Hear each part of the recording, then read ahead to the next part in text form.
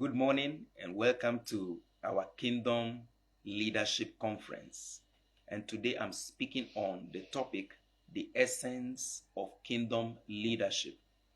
And the truth is that leadership is very important to God. And God cannot do anything without leadership. He has to tell Peter, if you love me, then feed my sheep. God needs a leader to feed his sheep. In other words, God needs a leader to do whatever he wants to do on earth. That is why the place of leadership cannot be compromised. Now, the question is, why is leadership or a kingdom leader essential or indispensable unto God? And I want us to look at the number one in 2 Corinthians chapter 2 from verse 14 to 15. The 15 says, we are unto God the aroma of Christ.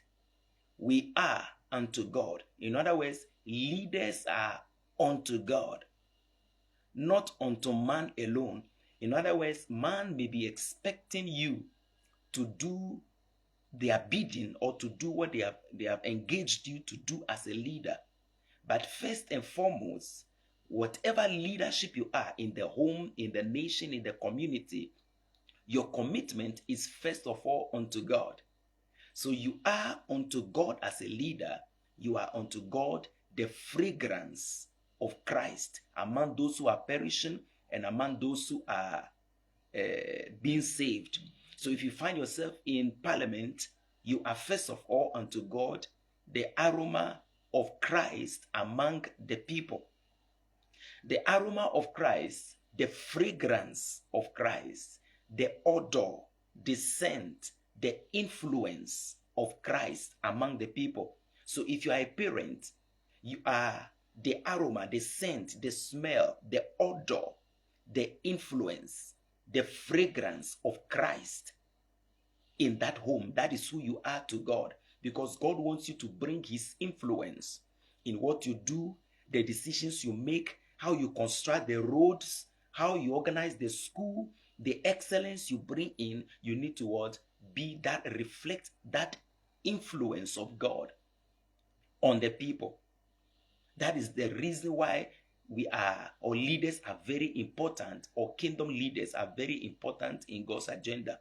So God heals them, he delivers them, he blesses them, he gives them funds, he opens doors for them to step into leadership in order to be his fragrance or the fragrance of Christ in that place. Imagine how wonderful you are when you step into leadership. You've stepped in to bring God's influence in that place. If you are a teacher, you have taken that job. In the eyes of God, he has employed you to step into that place to bring his influence on the people you teach. So everywhere, every employment you have, it is God who has employed you. God is your number one employer. So if you become a taxi driver, you should understand that it is God who has engaged you to be his odor, the odor of Christ, the fragrance of Christ, the sweet aroma of Christ, the influence of Christ in that driving thing you are doing. This is what most of us don't understand, and then we mess up. Leadership is key to God's agenda.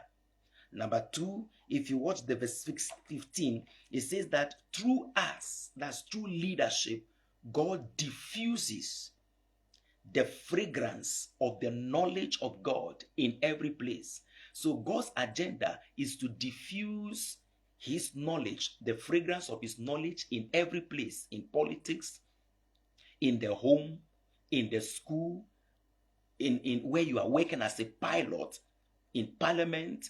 God's agenda is to diffuse the fragrance of his knowledge everywhere. But God can never do it without a leader, because he does that through the leadership. So Paul said, God diffuses through us.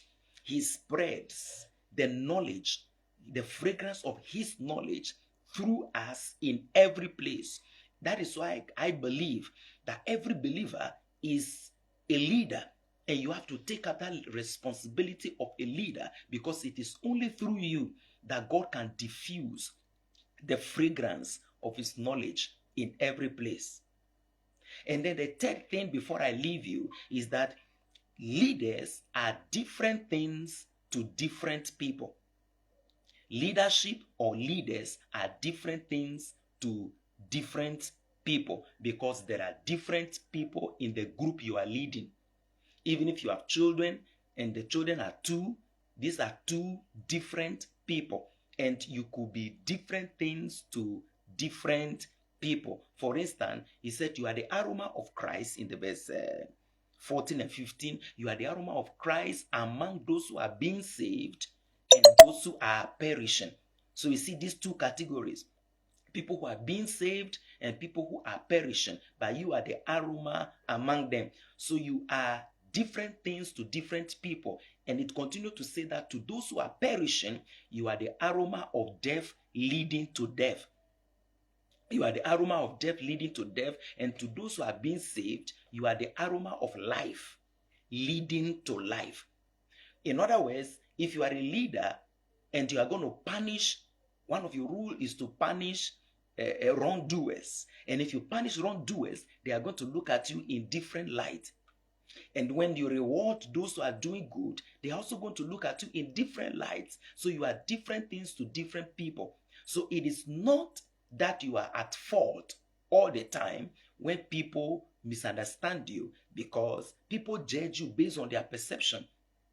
Jesus said to the pure, all things are pure, but to the defiled, nothing is pure, for even his heart and minds are impure. So to the impure, it doesn't matter what to do. Build all the castles for them. Do all the things you are supposed to do as a leader. Focus on them, and still you will not please them.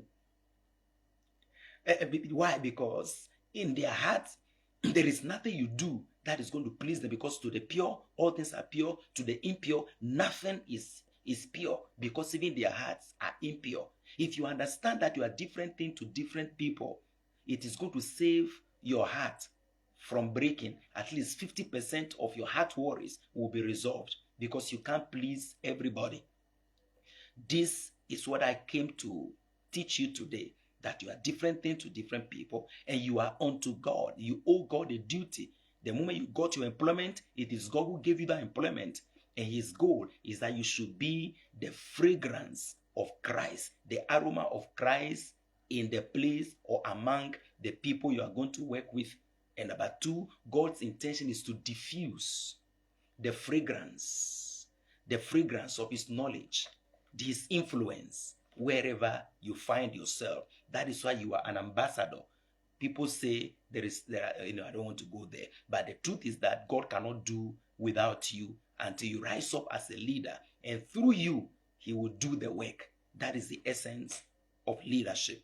As you assume leadership role in church, leadership role in your place, working place, as you take up an employment as a teacher or as a mother, definitely you are a leader, and I want you to represent God, because the kingdom influence, the aroma of Christ need to spread everywhere and in every place. God richly bless you.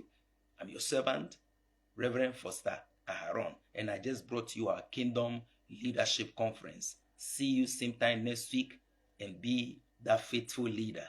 God bless you.